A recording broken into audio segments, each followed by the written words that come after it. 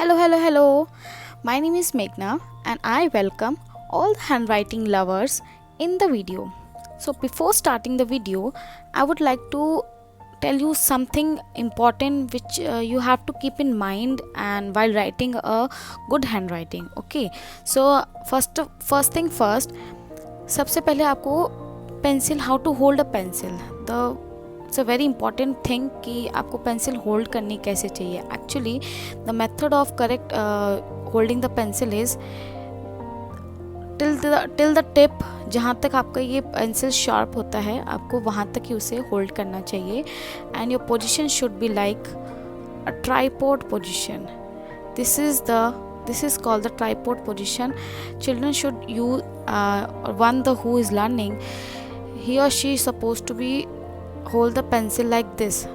It not like this, it not should be like this, or it should not be like this.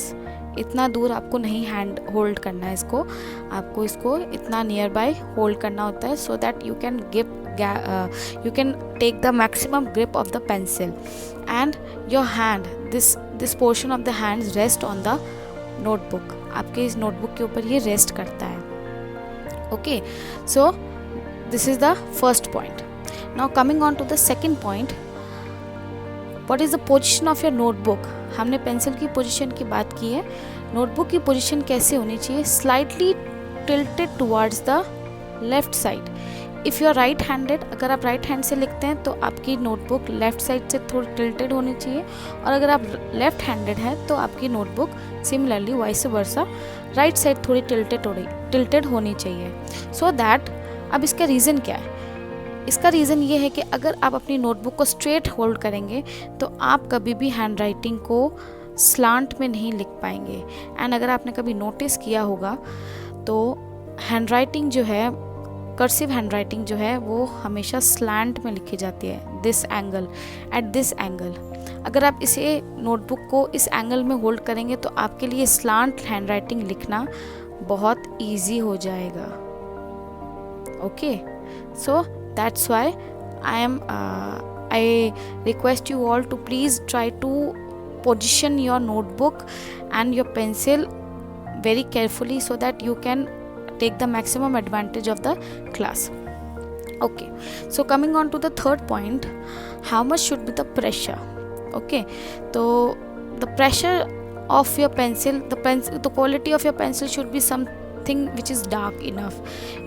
आपको ये ऐसी pencil नहीं लेनी है जो लाइट शेड देती हो, जस्ट बिकॉज फिर आप उसे डार्क करने के चक्कर में हम उस पर इतना ज़्यादा प्रेशर अप्लाई करते हैं कि आफ्टर इरेजिंग एनीथिंग सब कुछ दिखता है और फिर कुछ भी नहीं, मतलब कुछ भी इरेज नहीं होता. ऐसा लगता है कि बस वो दिख रहा है. Just like this you can see handwriting is written. आप देख सकते हैं, ये मैंने आपके लिए ऐसे ही लिखा है पीछे पेज पे लिख के, ताकि आपको दिखे कि इरेज करने के बाद नेक्स्ट पेज पे भी कैसे उसके इम्प्रेशंस रहते हैं, और आफ्टर इरेजिंग ऑल्सो उनके इम्प्रेशंस पेज के ऊपर ऐसे ही रहते हैं. तो आपको इस चीज़ का ध्यान रखना है कि you are using a good quality dark pencil so that आप लिखते समय ज़्यादा प्रेशर नहीं लगा रहे हैं अपनी हैंड राइटिंग पे.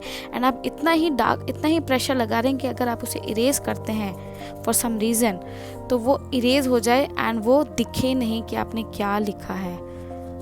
Okay, so before starting the video मैं आपको कुछ हमारी नोटबुक की लाइंस के बारे में भी नॉलेज देना चाहती हूँ. The every line of the page has some meaning और कुछ उनके नाम भी होते हैं. तो I will insert a clip here तो आपको बेटर अंडरस्टैंडिंग हो जाएगी. What is the top most line, जो ये हमारी 4 लाइन कॉपी होती है, इनकी जो टॉप फर्स्ट लाइन होती है इस लाइन को हम कहते हैं ascender line. Okay, this is called an ascender line and the below most line is called descender line. Okay, ये जो पिंक कलर की 2 लाइंस दिख रही हैं आपको, ऊपर वाली को हम कहेंगे असेंडर लाइन एंड नीचे वाली को descender line. And the between this line, ये जो बीच में जो ये हाइट होती है, ओके, ये जो गैप होता है इसे हम कहते हैं x height. It is called x height. ठीक है, हमारी most of the cursive hand writing जो है पूरा हम एक्स हाइट के अंदर ही लिखते हैं. मतलब जितने भी हमारे लेटर्स हैं वो एक्स हाइट के बिना होते ही नहीं है, मतलब सब एक्स हाइट में लिखे जाते हैं, एक्स हाइट में और असेंडर लाइन को टच करते हैं. बहुत फ्यू लेटर्स हैं जो कि x height plus descender line में टच करते हैं। अब एक्स हेड की जो 2 लाइंस हैं इनके भी कुछ नेम होते हैं। The top one is called waist line and the below one is called base line. Waist line, okay, waist, waist. I'm talking about the waistline, okay, waistline and baseline. So in the coming videos जब हम hand writing करने की बात करेंगे, hand writing कर रहे होंगे, तब I will be maybe I will use these terms, so you have to keep in mind that on which term I'm talking about. The upper one is called baseline, sorry, the first one is called ascender line, then it's waistline, baseline and then descender line, and the middle height is called x height, जिसमें हम हमारा maximum काम करते हैं। Okay, so let's start with our first exercise which you have to practice so that you can take the maximum मतलब हमारे जो strokes होंगे वो इनसे improve होंगे। The first stroke is this slant line, okay, and I request you to please make the slant line from upward direction to downwards to upward direction, okay, from downwards to upwards, because while writing A, while writing H, while writing A, while writing H, we are using the downwards to upward direction. That's why I would suggest you कि please आप अगर बच्चा कर रहा है तो अगर उसे मतलब आपने बना के दे दी है लाइंस और आप उसे कहें कि आप इसे ट्रेस कीजिए, तो आप इस चीज़ का ध्यान रखें कि वो उसको ऐसे ट्रेसिंग नहीं कर रहा है from upwards to downwards. No, he is not tracing it like this, he is tracing it from downwards to upwards, downwards to upwards, and make sure you have to use the baseline and the ascender line till ascender line, okay, baseline से ascender line पे आपको lines बनानी है, ना कि आपको ये पूरे 4 lines नहीं use करनी है, ठीक है। तो the first exercise is from baseline to baseline to ascender line and from downwards to upwards. Okay, so coming on to the second exercise, you have to practice some curves. Yes, right, because cursive handwriting is all about curves. तो आपको जितने हैं ovals को practice करना है. You have to make sure you are using the tripod position and you have to draw like this. You have to draw ovals and ovals and ovals. Again, keep this thing in mind. You have to use only the top 3 lines. Ovals and ovals and ovals and light-handed, very light-handed ovals you have to use, and try to make अब इसे जितना हो सके symmetrical बनाने की कोशिश करें। मतलब size of the ovals is always the same, equal size के ovals होने चाहिए। ऐसे नहीं कि randomly lines are going upward direction and some one downwards direction. No, you have to use the same ovals shape and size, and you can draw it like this also.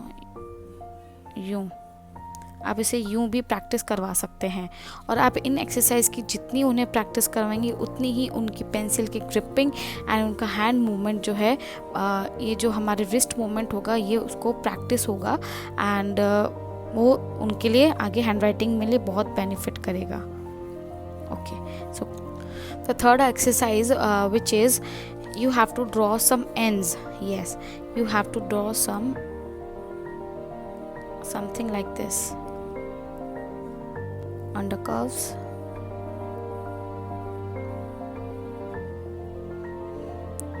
and again try to make it symmetrical possible.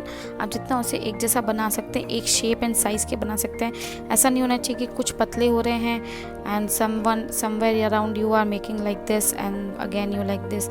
Try to make it as मतलब जितने size एक जैसा size possible हो सकता है। Again you have to use top 3 lines, ठीक है, आपको टॉप 3 लाइन्स ही यूज़ करनी है एंड इसे यूँ ड्रॉ करना है। ट्राई करें कि आपकी नोटबुक का जो एंगल है, अगर आप नोटबुक का एंगल यूँ रखेंगे तो ऑटोमेटिकली आपके हैंडराइटिंग का एंगल भी ऐसे ही आएगा, बिकॉज आप सीधा लिख रहे होंगे और ऑटोमेटिकली हैंडराइटिंग आपकी टुवर्ड्स राइट साइड टिल्टेड होगी। तो आप इस बात की शुरुआत से प्रैक्टिस करें कि आप अपनी नोटबुक को थोड़ा सा लेफ्ट टुवर्ड्स टिल्टेड रखें, सो दैट आपकी हैंडराइटिंग राइट साइड की तरफ टिल्टेड हो।